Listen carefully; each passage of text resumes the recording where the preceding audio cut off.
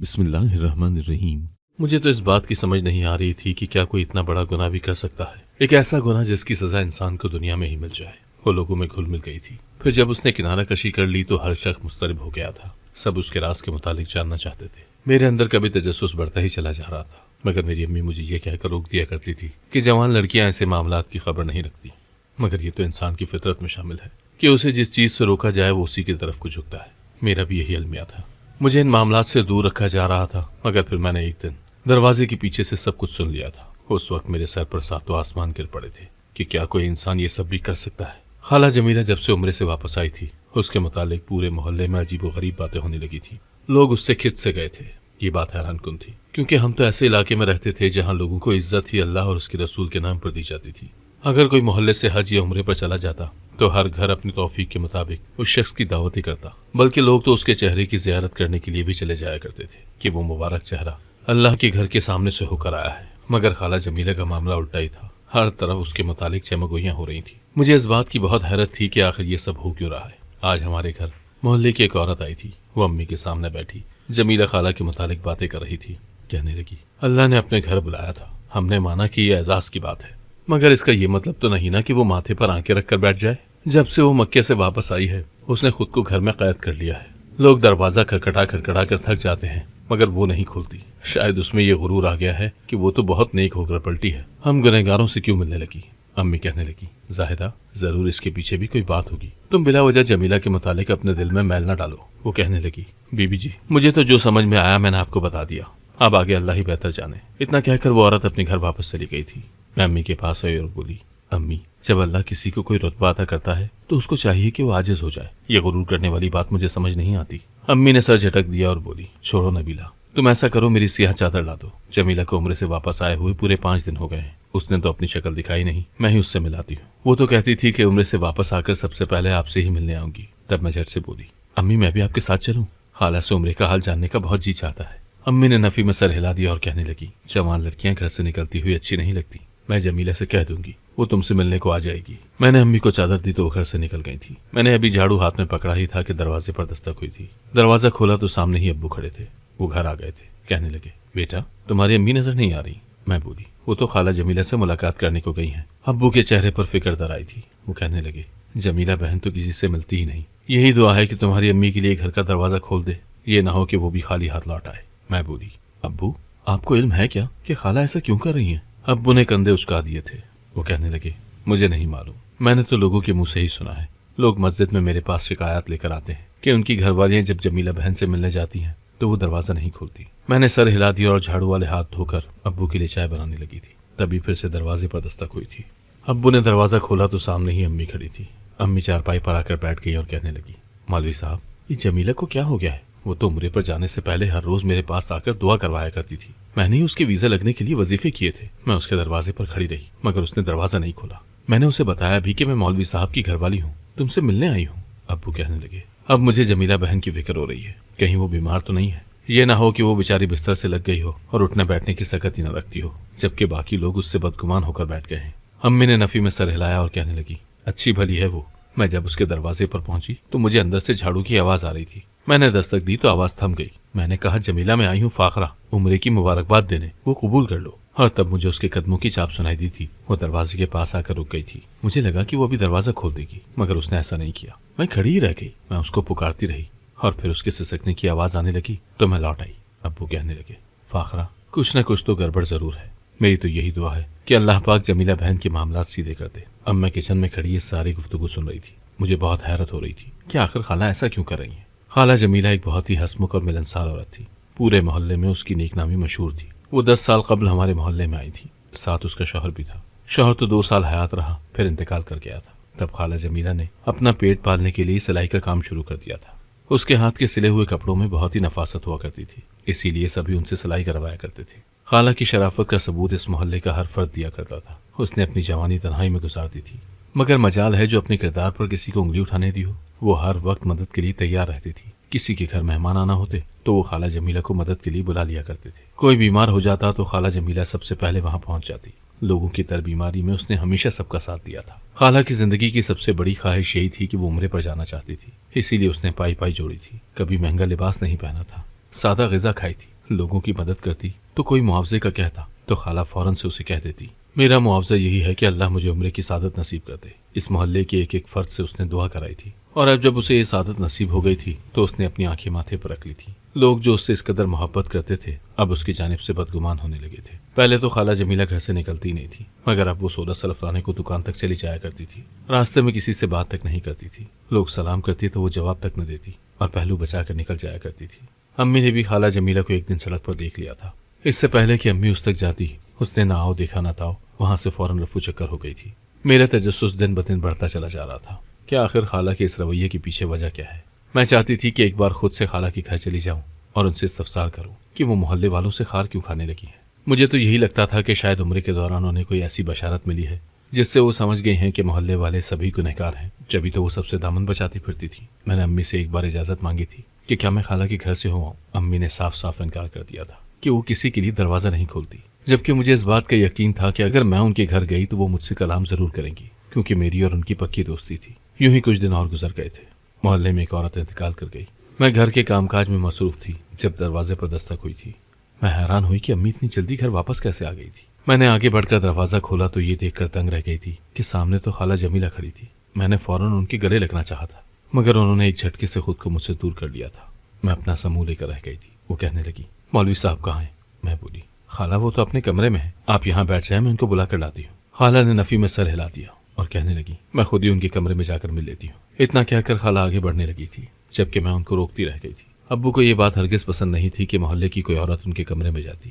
وہ ہمیشہ ہر عورت سے صحن میں ہی کلام کیا کرتے تھے، مگر خالہ تو فوراً ہی دستک دے کر ابو کے کمرے میں گھس گئی تھی۔ خالہ کے تیور دیکھ کر مجھے اس بات کا تو اندازہ ہو گیا تھا کہ وہ میری بات نہیں سنے گی۔ اگر مجھے ان کا راز جاننے کی خواہش تھی تو ان کی باتیں مجھے چھپ کر ہی سننا تھی۔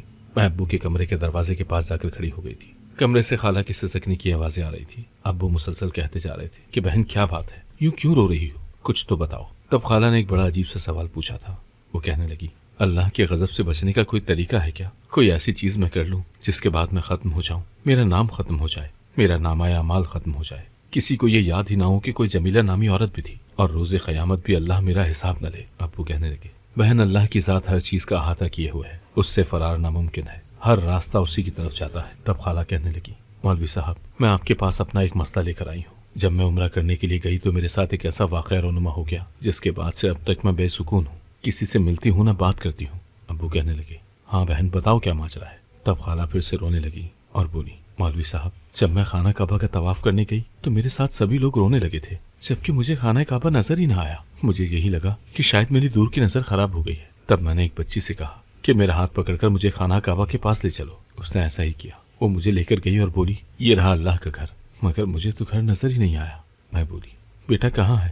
تم تھک گئی ہو تو مجھے راستہ دکھا دو، میں آگے خود ہی بڑھ جاؤں گی۔ تب وہ لڑکی کہنے لگی یہی وہ جگہ ہے جس کا لوگ طواف کرتے ہیں، آپ کو کعبہ نظر نہیں آ رہا کیا؟ اس لڑکی نے ہاتھ لگایا اور پھر طواف کر کے چلی گئی، جبکہ میں وہاں دنگ سی کھڑی تھی۔ مجھے ہر چیز صاف صاف نظر آ رہی تھی، مگر جس چیز کے خاطر میں نے دوسرے ملک کا سفر کیا وہ تو مجھے دکھائی نہیں دی، اور یوں میں روتی رہی، چلاتی رہی، مگر بے سود۔ میں مدینے گئی تب بھی مجھے روزہ رسول صلی اللہ علیہ وآلہ وسلم نظر نہیں آیا۔ میں وہاں سے خالی دامن اور خالی دل کے ساتھ واپس آ گئی ہوں۔ ابو یہ سب باتیں سن کر بہت حیران ہوئے تھے، جبکہ میں تو تھر تھر کانپ رہی تھی، کیونکہ ایسا واقعہ میں نے زندگی میں پہلی دفعہ سنا تھا۔ ابو کہنے لگے بہن معذرت کے ساتھ ایک سوال کرنا چاہتا ہوں، کیا آپ سے کوئی ایسا گناہ سرزد ہوا ہے جس کے متعلق آپ کا یہ خیال ہو کہ اس کی معافی نہیں ملی؟ خالہ پھوٹ پھوٹ کر رونے لگی تھی۔ وہ بولی ہاں ہے میرا گناہ ایسا بھی۔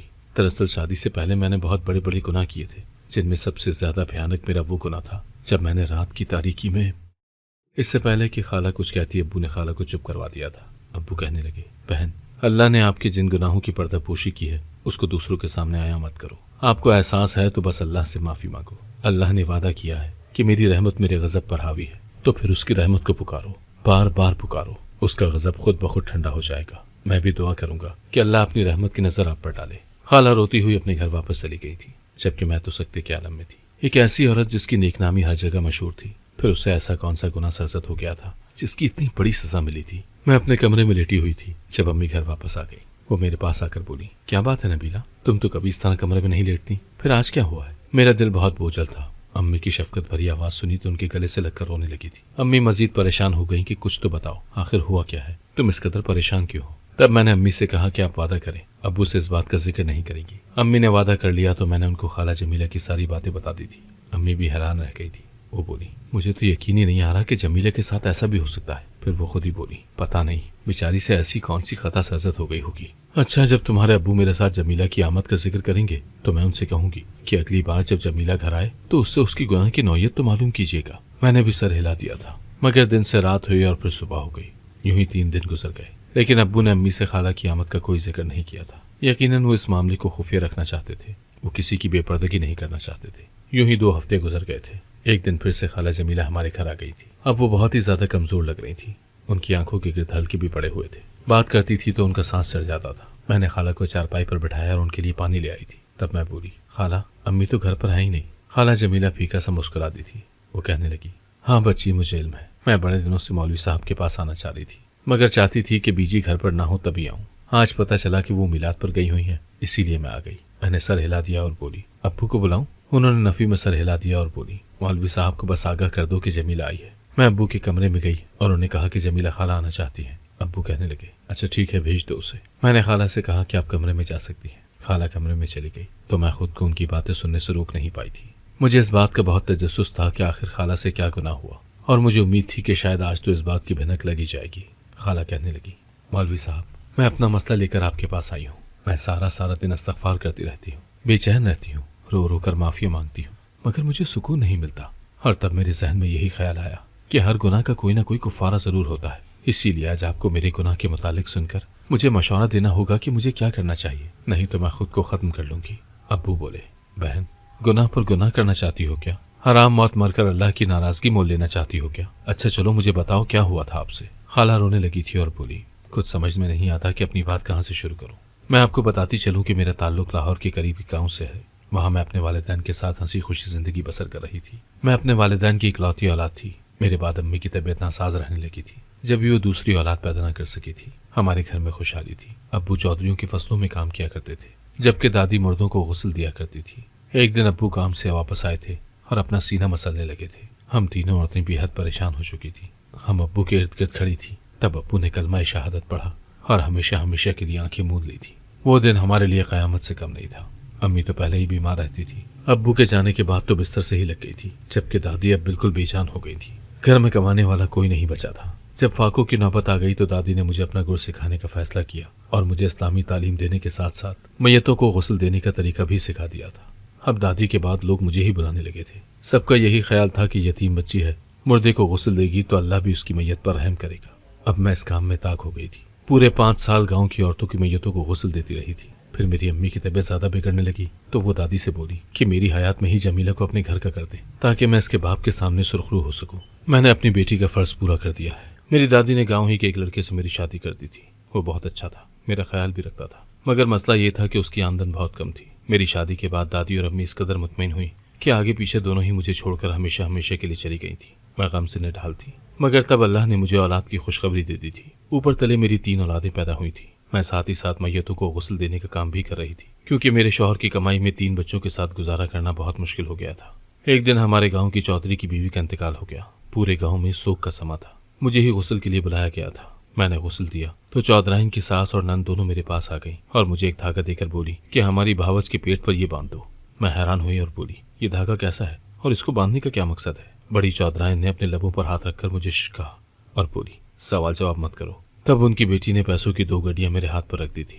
میں ہکا بکا رہ گئی تھی۔ 1 سیکنڈ کے 10ویں حصے میں مجھ پر یہ بات آشکار ہو گئی تھی کہ ایسا کرنے کے پیچھے کوئی نیک نیتی نہیں ہو سکتی، نہیں تو مجھے اتنا زیادہ معاوضہ نہ دیا جاتا۔ میں ایک لمحے کے لیے تو انکار کرنے لگی تھی، مگر پھر سوچا کہ یہ پیسے لینے سے میرے بہت سے مسائل حل ہو جائیں گے اور اس عمل کا گناہ بھی مجھے نہیں ملے گا، کیونکہ جس نے یہ عمل کرایا ہے اسی کو اللہ کے سامنے جواب دہ ہونا پڑے گا۔ اسی لیے میں نے وہ پیسے تھام لیے اور وہ دھاگا بھی۔ میں نے میت کے پیٹ پر دھاگا باندھ دیا تھا اور خود اپنے گھر واپس آ گئی تھی۔ میں نے وہ سارے پیسے اپنے شوہر کو دے دیے تو وہ حیران ہوا اور بولا تمہارے پاس یہ سب کہاں سے آیا؟ میں بولی امیر لوگوں کی میتوں کو غسل دینے کے بھی بہت سے فوائد ہوتے ہیں۔ میرے شوہر نے سر ہلا دیا اور بولا یہ تمہارے پیسے ہیں، ان کو اپنے پاس رکھو۔ میں نے سوچ لیا تھا کہ ان پیسوں میں سے میں اپنے بچوں کے لیے نئے کپڑے لوں گی، نئے جوتے لوں گی، بڑے بیٹے کو انگریزی اسکول میں داخلہ دلواؤں گی اور پھر اپنے شوہر کے لیے ایک موٹر سائیکل بھی خرید لوں گی۔ اس واقعے کو چند ہی دن گزرے تھے کہ چودھری کی بڑی بیٹی انتقال کر گئی تھی۔ سب یہی کہہ رہے تھے کہ بیٹی اپنی ماں کی جدائی برداشت نہیں کر پائی اور اسی کے پاس چلی گئی ہے۔ इस बार भी चौधरी की वालदा और बहन ने मुझे स्याह धागा दिया और बोली कि मैयत के पेट पर बांध दो। इस दफा भी मुझे पैसों का लालच दिया गया था, मगर अब सारी बात मेरी समझ में आ चुकी थी। वो धागा किसी नेक नियति से नहीं बांधती थी, बल्कि वो तो किसी पर स्याह जादू कर रही थी। ऐसा काला जादू जो किसी मैयत के जरिए किया जाए वो बहुत ही खतरनाक होता है। वो तो नस्लें बर्बाद कर देता है। ये गलत था, बल्कि गुनाह था, और मैयत के साथ भी खयानत थी। कोई इंसान अपनी हयात में ये बर्दाश्त नहीं करेगा कि उसके जिस्म को इस्तेमाल करके दूसरों को नुकसान पहुंचाया जाए। फिर ये तो थी भी मैयत जिसका राब्ता इस दुनिया से कट गया था और अब उसे अल्लाह के रूबरू पेश होना था। एक लम्हे के लिए मेरे हाथ तो कांपते थे, मगर फिर मैंने सोचा कि इन पैसों से मैं अपने शौहर को गांव में किरियाने की दुकान डाल दूंगी तो हमारा गुजारा बहुत अच्छा होने लगेगा। मेरे बच्चों को कभी किसी चीज की कमी नहीं होगी। इसीलिए मैंने पैसों के एवज ये गुनाह भी कर डाला। चंद ही दिनों में चौधरी की दूसरी बेटी भी मर गई थी और तब मुझे समझ में आया कि ये काला जादू तो चौधरी के बच्चों को मारने के लिए ही इस्तेमाल हो रहा है। मगर इस बार मैंने पहले से भी ज्यादा पैसे देखे तो मेरा ज़मीर सो गया। मैंने सोचा कि जहाँ पहले इतने गुनाह कर लिए हैं वहाँ एक और सही। मैंने वो पैसे ले लिए और फिर उस मैयत के पेट पर भी जादू वाला धागा बांध दिया था। कुछ दिनों के बाद चौधरी साहब का इकलौता बेटा भी मर गया और उनकी नस्ल तो समझो खत्म ही हो गई थी। सारे गांव में गम का समा था, हर शख्स रो रहा था, जबकि चौधरी साहब की हालत तो संभलती ही नहीं थी। मुझे भी इस बात का बहुत अफसोस था। ज्यादा गम तो इस बात का था कि मैं इस जुर्म में शरीक थी, मगर फिर मैंने सोचा कि दुनिया का हर फर्द अपने बच्चों के लिए कुछ न कुछ तो करता है। अगर मैंने कर लिया तो क्या हुआ। मैंने अपने बच्चों का मुस्तकबिल महफूज कर लिया था। इस वाक़े को चंद माह बीत गए थे जब एक रोज बड़ी जोर की आंधी चली थी और तूफानी बारिश बरसी थी। तब पता है क्या हुआ। तब मेरे घर की छत गिर गई और मेरे तीनों बच्चे मर गए और तब मेरी आंखों के सामने वो काला धागा घूमता रहा था। मुझे मेरे अमल की सजा मिल गई थी। मैं तो बावली हो गई थी। जिस औलाद की खातिर मैंने ये सब किया था वही मुझसे छिन गई थी। अगर मैं ये कहूँ कि मेरे अमाल ही मेरी औलाद को खा गए थे तो ये ज्यादा मुनासिब होगा। मैं डायन बन गई थी। मैं अपनी औलाद को खा गई थी। मैं इस सदमे से पागल हो गई थी। मेरा शौहर मेरी जान बचाने के खातिर मुझे यहाँ ले आया था। उसने मेरा इलाज कराया तो मैं संभलने लगी थी। 2 साल बाद मेरा शौहर भी मर गया था। मैं अंदर से टूट गई थी। मैंने अपनी जिंदगी का एक ही मकसद बना लिया था कि जिस तरह मेरी वजह से लोगों को तकलीफ पहुंची थी मैं उसी तरह से खैर बांटना चाहती थी। मैंने सोच लिया था कि अल्लाह के घर जाकर उसके सामने रो रो कर माफी मांगूंगी। उससे कहूंगी कि मेरी औलाद जब मुझसे छिन गई तब मुझे एहसास हुआ कि मैंने कितना गलत किया है। मुझे यकीन था कि अल्लाह मुझे माफ कर देगा, मगर अल्लाह ने तो मुझसे अपना घर देखने की सादत ही छीन ली। मैं वापस आई तो अपने गांव का चक्कर लगाया और तब मुझ पर यह हकीकत आश्कार हुई थी कि चौधरी की वालदा ने अपने ही बेटी की औलाद के साथ ये सब क्यों किया था। बात दरअसल ये थी कि चौधरी साहब बड़ी चौधराइन की सगी औलाद नहीं था, उनकी अपनी सगी बेटी ही थी। इसीलिए उन्होंने काला जादू करवाकर चौधरी की औलाद खत्म करवा दी। औलाद के सदमे से वो भी चल बसे तो सारी जायदाद अपनी बेटी के नाम पर लगा दी, मगर वो दौलत उनको भी इस्तेमाल करना नसीब नहीं हुई थी। मौलवी साहब, अब मुझे बताएं कि मैं क्या करूं। इससे पहले कि अब्बू कुछ कहते खाला जमीला रोने लगी थी। उन्होंने अचानक ही कलमे का विर्द शुरू कर दिया और फिर वो गिरकर इंतकाल कर गई थी। मैं भागकर अब्बू के कमरे में दाखिल हुई थी। अब्बू मेरी जानिब देख रहे थे। वो बोले, तुमने सब कुछ सुन लिया बेटी? मैंने सर हिला दिया तो वो कहने लगे, ये इसका राज था, मैयत के साथ ही दफन हो जाना चाहिए। हमें ये अपना राज इसलिए बता गई ताकि हम इसके लिए दुआएं मगफिरत करते रहें। फिर अब्बू बोले, जो अल्लाह से सच्चे दिल से तौबा कर लेता है उसको वो माफ़ कर देता है। इसका सबूत यह है कि जमीला बहन को मरते वक्त कलमा नसीब हो गया है। मैं रोने लगी थी। अब्बू ने अम्मी को भी सारी बात बता दी थी। खाला जमीला का जनाजा हमारे घर से ही उठा था। अब मैं हर नमाज के बाद लाजमी तौर पर खाला जमीला के लिए दुआ करती हूँ। आपसे गुजारिश है कि आप भी उनके लिए दुआ करें। अगर आपको आज की कहानी पसंद आई है तो वीडियो को जरूर लाइक कीजिएगा और अपने दोस्तों के साथ भी शेयर कीजिएगा। और हाँ, अगर आपने अभी तक हमारा चैनल सब्सक्राइब नहीं किया तो जरूर सब्सक्राइब करें। मिलते हैं कल एक नई और दिलचस्प कहानी के साथ। अल्लाह हाफिज।